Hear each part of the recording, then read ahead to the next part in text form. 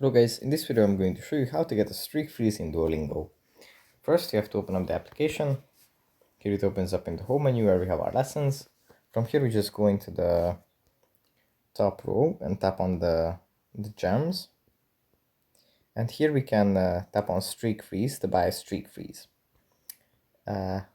Or we can buy gems here and then buy a streak freeze from those gems.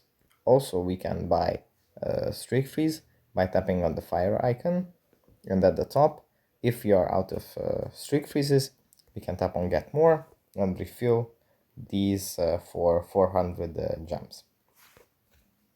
So yeah, basically these are the two ways to get streak freeze. We can also grab one from these chests.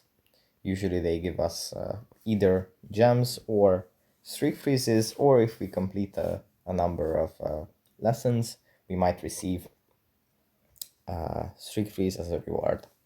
So yeah, that's pretty much it for this video. Hope it was helpful for you guys, and I'll see you in the next one. Bye.